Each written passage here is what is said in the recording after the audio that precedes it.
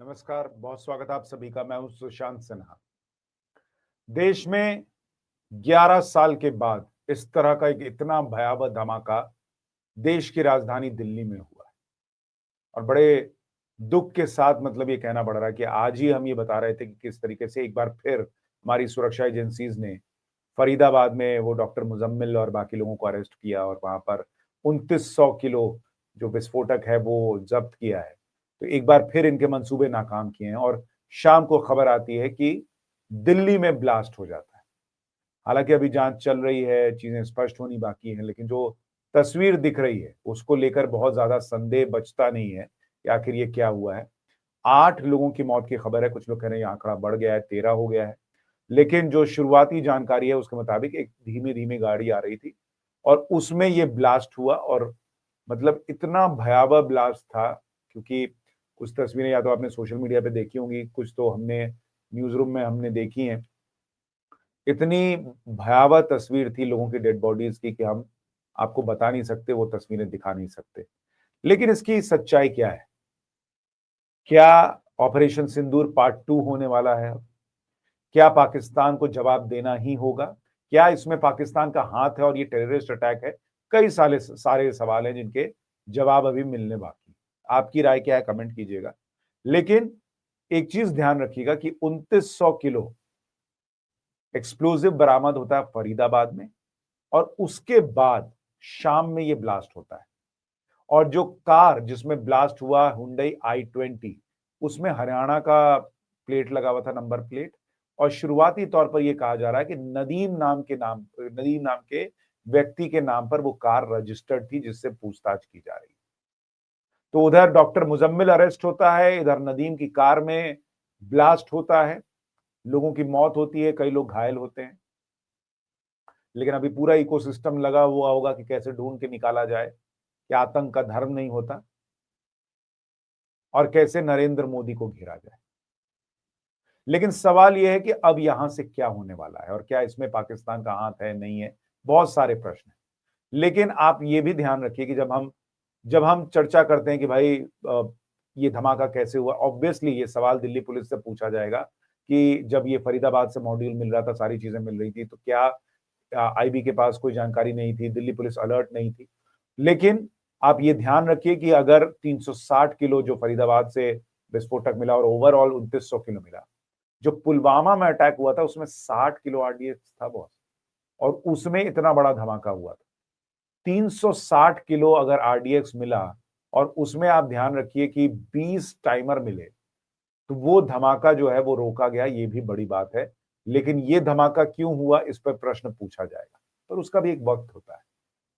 आप देखिए कि किस तरीके से इस देश की कुछ पॉलिटिकल पार्टीज हैं, जैसे ये संजय सिंह, मतलब ये लोग 11 साल से देश सुरक्षित रहा, जहां रोज धमाके होने एक आम बात हो गई थी, उस देश में 11 साल से आतंकी सिर नहीं उठा पाए, ऐसी बड़ी घटना नहीं हो पाई। और अभी ये साबित भी नहीं हुआ कि ये टेररिस्ट अटैक है या नहीं है, हालांकि निकलेगा वही। लेकिन इनको जल्दबाजी देखिए, लिख रहे हैं ऐसी घटिया हरकत पाकिस्तानी कर सकता है, मोदी ने सीज फायर करके पाकिस्तानी दरिंदों का मनोबल बढ़ा दिया। जिन आतंकियों ने हमारे निर्दोष नागरिकों की जान ली है उनको भी मौत के घाट उतारो।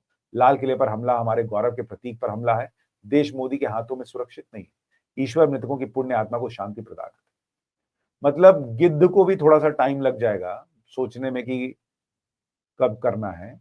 ये लोग उससे भी पहले तैयार थे कि भाई बस मौका मिला है, अब तो मोदी को टारगेट करो। पप्पू यादव लिख रहे हैं दुर्भाग्यपूर्ण है, लाल किले के पास भीषण धमाका, 9 लोग मारे गए। देश का गृह मंत्री प्रधानमंत्री अपना दायित्व छोड़ बिहार में चुनाव जीतने को धमकी और कट्टा का खेल कह रहे थे। ऐसे में इस विस्फोट की जिम्मेदारी लें, अपने पद से इस्तीफा दें। ऐसी कमजोर सरकार देश को सुरक्षा नहीं दे सकती। ये वो लोग हैं जिनके जमाने में 26/11 हुआ था, तो ये एक तीतर नहीं मार पाए थे उधर पाकिस्तान में। और ये बता रहे हैं कि ये सरकार कमजोर है, जिसमें पिछले 11 साल में ऐसा कोई धमाका किसी बड़े शहर में नहीं हुआ। हाँ, ये हुआ है, इस पे प्रश्न पूछे जाएंगे। लेकिन कमजोर सरकार का नतीजा ये होता है कि 11 साल शांति रहती है। तो वो कितनी मजबूत सरकार थी जहां रोज धमाके होते थे। कल्याण बनर्जी लिख रहे हैं, for the sake of our nation safety and dignity, Amit Shah should step down from his position as home minister. मतलब ये लोग, कई बार मुझे लगता है कि ये लोग सच में इसी देश के हैं क्या? कि इतनी जल्दबाजी है कि कैसे मोदी और शाह को हटा दें। और जिन अमित शाह के लिए बोल रहे हैं, वो वहां अभी इस वक्त वहां मौके पर मौजूद है और टीम के साथ जांच में क्या निकल रहा है उसको वहां पे खड़े होकर देख रहा है। खैर, कुछ लोग ये कह रहे थे कि ये सीएनजी में ब्लास्ट तो नहीं। मैं आपको एक तस्वीर दिखाना चाहता हूँ जरा इसको। गाड़ियों में ब्लास्ट हुआ है। एक ब्लास्ट में इतनी गाड़ियां जल गई, तो आप सोचिए कितना भयावह धमाका रहा होगा। और ये सीएनजी आपको दिख रही है। तो सीएनजी उस कार में थी या नहीं ये नहीं का पता, लेकिन पास की एक कार में सीएनजी का सिलेंडर इंटैक्ट है। तो इसलिए इतना भयावह धमाका जिसमें इतनी गाड़ियां जल गई और सीएनजी का सिलेंडर इंटैक्ट है, तो ये सीएनजी का धमाका तो नहीं लगता। और इसलिए इसमें क्या हुआ है नहीं हुआ है इस जांच का विषय है। और आप ये भी देखिए कि इसमें जो धमाका हुआ है, ये रेड फोर्ट आप देख रहे हैं और मेट्रो का गेट नंबर 1 देख रहे हैं। इसमें अगर आप देखेंगे थोड़ा सा उस गेट से आगे जैसे ही रास्ता जाता है, वहां पे पुलिस की बैरिकेडिंग भी होती है। अब सवाल ये है कि क्या वो जो विस्फोटक सब जगह से बरामद हो गए थे, तो पैनिक में ये था कि भाई किसी तरीके से ये कुछ कर देना है, और इसीलिए वो गाड़ी जा रही थी और जाम में फंसी हुई थी, धीरे-धीरे बढ़ रही थी कि आगे पुलिस को देखकर पैनिक में वहीं बम फोड़ दिया गया, क्या हुआ? ये जाँच में पता चलेगा, लेकिन कई सवाल हैं। और शुरुआती तौर पर चूँकि ये सीएनजी धमाका नहीं लगता, इसलिए ऐसा लगता है कि फरीदाबाद की घटना, जम्मू कश्मीर में टेरर लिंक पकड़ा जाना, गुजरात में जो केमिकल अटैक करने वाला व्यक्ति पकड़ा गया, सोचिए लाखों लोग मर जाते अगर वो ना पकड़ा जाता। और इसीलिए सुरक्षा एजेंसीज के लिए कहा जाता है कि आतंकी को बस एक बार कामयाब होना होता है। सुरक्षा एजेंसीज को हर बार कामयाब होना होता है, जो वो पिछले 11 साल से हो रही थी। अब सवाल ये है कि भाई इस तरह की खबरें थी कि हाफिज सईद प्लॉट कर रहा है, बांग्लादेश को लॉन्च पैड की तरह इस्तेमाल कर सकता है और भारत पर टेरर अटैक कर सकता है। क्या इसी की प्लानिंग चल रही थी? फरीदाबाद से गिरफ्तारी, जम्मू कश्मीर में गिरफ्तारी, गुजरात में गिरफ्तारी, क्या इनका प्लान ये था कि चौतरफा भारत पर अटैक करने हैं, वहां 20 टाइमर का मिलना, वहां केमिकल अटैक की तैयारी होना, कई हथियार मिलना? क्या इनका मंसूबा ये था कि ऑपरेशन सिंदूर का बदला लेने के लिए भारत में एक साथ इतने अटैक कर दो कि भारत हिल जाए? और जब वो सारा प्लान जो है वो खत्म होने लगा क्योंकि भारतीय सुरक्षा एजेंसीज ने सबको धर दबोचना शुरू किया, सब बरामदगी हो गई, तो आनन फानन में क्या ये अटैक हुआ है, ये सवाल है। लेकिन अभी अभी भी अलर्ट पर रहने की जरूरत है। अगर ये सारी चीजें प्लान हुई हैं, तो क्या और भी बड़े शहरों में कुछ ऐसा हो सकता है? माता वैष्णो देवी मंदिर की सुरक्षा बढ़ा दी गई है।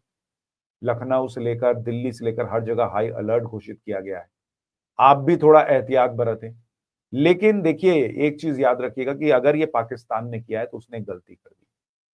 और वो गलती ये है कि आप देखिए वहां पर जो नोटाम जारी किया था भारत ने अभी जो एक्सरसाइज की थी ऑपरेशन त्रिशूल, उसके लिए वो नोटाम जो जारी हुआ था वो अभी भी कई जगहों पर लागू। और ऑपरेशन त्रिशूल तो पाकिस्तान की सीमा पर ही हो रहा था, वहां ऑलरेडी मोबिलाइजेशन भारतीय सेना की हो रखी है। ऐसे में अगर ये पाकिस्तान का हाथ निकलता है, और नरेंद्र मोदी छोड़ेंगे तो नहीं बॉस, उन्होंने क्लियर बोल रखा था कि अगर यहां से दोबारा हुआ तो उसके बाद तो ऐसा फोड़ेंगे कि नक्शा बदल जाएगा। और इस बार जो भी होगा उसमें हम सीधा सरकार और सेना को भी जिम्मेदार मानेंगे। सारा अलर्ट पहले से, सारी चेतावनी पहले से उनको दे दी गई थी। पूरी दुनिया को घूम घूम कर बता दिया गया था कि इनको मारेंगे अगर फिर किया, और ये फिर करेंगे, ये नरेंद्र मोदी को पता था। अगर ये हुआ है, इसमें पाकिस्तान का हाथ है, क्योंकि अभी तक किसी आतंकी संगठन ने जिम्मेदारी नहीं ली है। अब इन लोगों की ऐसी हालत खराब होती है कि जिम्मेदारी अभी तक नहीं ले रहे हैं, पहले कूद कूद के ले लेते थे, सोचते थे कोई क्या ही बिगाड़ लेगा। लेकिन इस सब के पीछे एक चीज और ध्यान रखिए कि पाकिस्तान में संविधान चेंज हो रहा है, मुनीर वहां अपनी ताकत बढ़ा रहा है। क्या ये भी संभव है कि मुनीर ये सारा प्लान कर रहा था ताकि वो ये जस्टिफाई कर सके कि वो क्यों अपनी ताकत बढ़ा रहा है, और इसलिए आनंद फानंद में किया है कि ताकि वहां चीजें जल्दी हो, और वो फिर जो है वो अपने हाथ में चीजें लेके कहे कि देखो अभी तो भारत मारेगा, इसलिए शहबाज तुम साइड बैठो, मुझे देखने दो सारी चीजें। क्योंकि पाकिस्तान में इस वक्त पैनिक तो होगा, कम से कम अगर ये हाफिज सईद और उसके लोगों ने किया है, या जैसे जैश का नाम आ रहा है, वो जो टेरर मॉड्यूल पकड़ा गया उसमें जैश का नाम, तो क्या इसके पीछे भी जैश है? ये एक बड़ा प्रश्न। अभी किसी चीज का कोई कंक्लूजन नहीं है। सारी चीजें जांच पर निर्भर करेंगी कि वो कहां जाती है। लेकिन जो दिख रहा है वो कई सवाल खड़े कर रहा है, कई प्रश्न खड़े कर रहा है, और उसमें डॉक्टर मुजम्मिल, नदीम की गाड़ी, बाकी लोगों का निकलना, ये इत्तेफाक नहीं होता। आईएसआईएस का कनेक्शन निकलना, पाकिस्तान जो है वो इधर-उधर हाथ पैर मार रहा है, बांग्लादेश से थोड़ी सेटिंग कर रहा है, मुनीर जो है अपनी ताकत बढ़ाने का प्रयास कर रहा है। ये सारी चीजें जो है ना, आप देखिएगा, मुझे तो ऐसा लगता है, पता नहीं सही होऊंगा या नहीं, लेकिन ये सारी चीजें धीरे-धीरे कनेक्ट होंगी और ये अब देश के लिए एक बहुत-बहुत महत्वपूर्ण समय आ रहा है। अगर चीजें यहां से आगे बढ़ेंगी उसी दिशा में जैसा आप भी सोच रहे हैं और मैं भी, तो देश को फिर एकजुट रहने की जरूरत होगी, मैं आपसे कह रहा हूं। क्योंकि आप नेताओं के रिएक्शन से तो समझ गए हैं कि वो क्या चाहते हैं। देश क्या चाहता है वो नरेंद्र मोदी जानते हैं। देखिए जांच में क्या निकल कर आता है। लेकिन जो सच है वो यही, ये देश के ऊपर हमला है और इसका जवाब तो देना होगा। लेकिन पहले चीजें साबित हो जाए। आपकी राय क्या है कमेंट करके बताइएगा। लगातार अपडेट दूंगा। नमस्कार।